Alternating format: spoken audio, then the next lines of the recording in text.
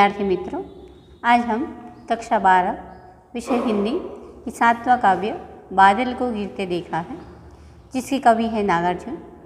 उनका जन्म सन 1917 ईस्वी और उनकी मृत्यु सन 1998 ईस्वी में हुई।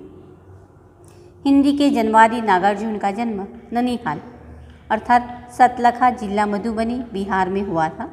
उनका पैतृक गांव तरौनी दरभंगा बिहार में पड़ता है। उनका मूल नाम वैद्यनाथ मिश्र था। उनकी शिक्षा गांव की संस्कृत पाठशाला में तथा उच्च शिक्षा बनारस में हुई। नागार्जुन ने हिंदी में रतिनाथ की चाची, नई पौध, बाबा बटेश्वर नाथ, वरुण के बेटे, दुखमोचन, कुंभी पाक, हीरक जयंती, उग्रतारा, जमनिया का बाबा, पारो, गरीबदास आदि उपन्यास लिखे हैं।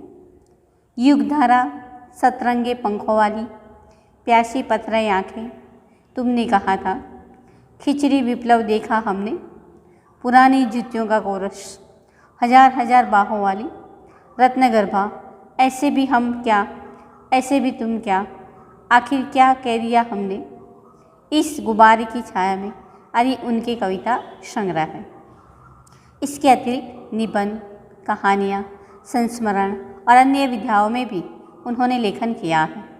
नागार्जुन को मैथिली साहित्य अकादमी पुरस्कार, हिंदी सेवा विशिष्ट सम्मान, भारत भारती मैथिली शरण गुप्त सम्मान से सम्मानित किया गया है। तिब्बत यात्रा के क्रम में हिमालय दर्शन से प्रकृति के निर्मल निश्चल रूप को देखने से कवि के मन में सौंदर्य का जो उफान आया, उसे इस कविता में कवि ने ढाला है। इसमें कहीं मानसरोवर में कमलों के ऊपर वर्षा बूंदों के गिरने के चित्र हैं, तो कहीं झीलों में हंसों द्वारा कमलनाभ खोजने के दृश्य हैं। चीर विरह के बाद चकवा चकई का मिलना और शैवालों की हरी दरी पर प्रणय कटाक्ष करना आदि रोमानी वातावरण की सृष्टि हमारी प्रणय चेतना को मुखर करता है। कवि कहते हैं, अमल धवल गिरी के शिखरों पर। अमल का मतलब होता है निर्मल और धवल का मतलब होता है स्वच्छ। कवि कहते हैं कि निर्मल और स्वच्छ गिरी अर्थात पर्वत, शिखर अर्थात चोटी पर। कवि कहते हैं निर्मल और स्वच्छ पर्वत की चोटियों पर बादल को गिरते देखा है। कवि कहते हैं हिमालय की सुंदरता का वर्णन करते हुए कवि कहते हैं कि मैंने हिमालय पर क्या देखा, निर्मल और स्वच्छ पर्वतों की चोटियों पर बादल को गिरते देखा है। छोटे छोटे मोती जैसे उसके शीतल तुहिन कर्णों को। कवि कहते हैं कि बादल जो है वो छोटे छोटे मोती जैसे हैं और उसके शीतल और बर्फीले कणों को मानसरोवर के उन स्वर्णिम कमलों पर गिरते देखा है। कवि कहते हैं मैंने उस बादलों को छोटे छोटे मोती जैसे बर्फीले कणों को और शीतल कणों को मानसरोवर के सुनहरे कमलों पर गिरते हुए मैंने क्या किया, देखा है।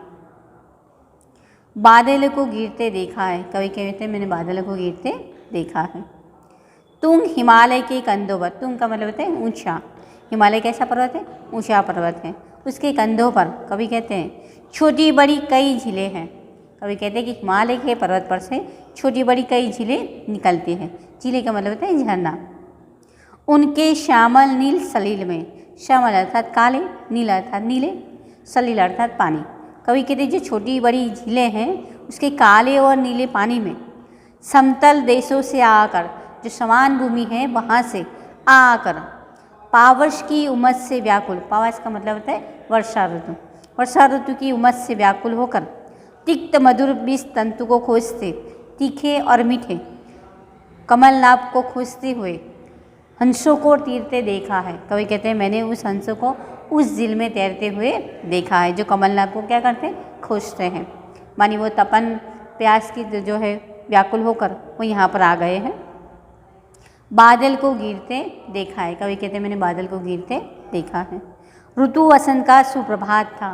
कवि कहते हैं कि वर्षा ऋतु की क्या थी, सुबह थी। मंद मंद था अनिल बह रहा। धीरे धीरे पवन क्या करता है, बह रहा है। बालारुण की मृदु किरणें थी। बालारुण का मतलब होता है बाल, सूर्य। उसकी मृदु मानी कोमल किरणें जो है धीरे धीरे जमीन पर गिर रही थी। अगल बगल स्वर्णाभ शिखर थे। ये सूर्य की जो किरणें हैं वो ऊंचे ऊंचे पर्वत, हिमालय के पर्वतों पर जब गिरते थे तो उसके अगल बगल में ही सुनहरे क्या थे, शिखर मानी चोटियाँ थी। मानी जैसे ही सूर्य की किरणें उस पर्वतों पर गिरती हैं तो वो पर्वत कैसे दिखते हैं, अगल बगल में सुनहरे स्वर्ण दिखते थे। एक दूसरे से विरहित हो अलग अलग रहकर ही जिनको सारी रात बितानी होती। कवि कहते हैं कि मैंने उस पर्वतों के आसपास एक दूसरे से विरहित होकर अलग अलग रहकर जिनको पूरी रात बितानी है, ऐसे निशा काल के चीर अभिश्रापित, रात में जिसको चीर मानी लंबा श्राप मिला है, बेबस उन चकवा चकई का, बेबस मानी लाचार, चकवा और चकई नामक एक पक्षी का युग मानी झूला होता है। बंद हुआ क्रंदन, कवि कहते जैसे रात होती है, निशा जैसे सुबह होती है तो पूरी रात जो विरह से व्याकुल हुए थे चकवा और चकवी, जो पूरी रात क्या करते थे, क्रंदन करते थे, रोते रहते थे, उनका क्रंदन अब क्या हुआ, बंद हो चुका। फिर उनमें उस महान सरोवर के तीरे शैवाल की हरी दरी पर, फिर कवि कहते हैं कि यही चकवा और चकवी पक्षी जो है उस महान सरोवर के तीर अर्थात किनारे पर या तट पर शैवाल की हरी दरी पर प्रणय कला छींटते देखा है। कवि कहते हैं कि जो पूरी रात चकवा और चकवी को जो श्राप मिला है कि वो एक दूसरे के साथ रह सकते हैं नहीं है, तो पूरी रात वो क्या करते हैं, क्रंदन करते हैं, रोते रहते हैं। उसी पक्षियों को कवि कहते हैं कि मैंने शैवाल की हरी दरी पर जैसे ही सुबह होती है तो क्या देखा कवि ने, प्रणय कला छींटते देखा है। मानी वो प्रणय भी करते, साथ साथ लड़ाई झगड़ा भी करते हुए देखा है। बादलों को गिरते देखा है, तो कवि कहते कि मैंने बादलों को क्या किया, गिरते हुए देखा। तो यहाँ पर कवि जो है हिमालय के सौंदर्य का वर्णन करते हैं और उन्होंने जो भी घटनाएं देखी सारा उन्होंने यहाँ पर वर्णन किया।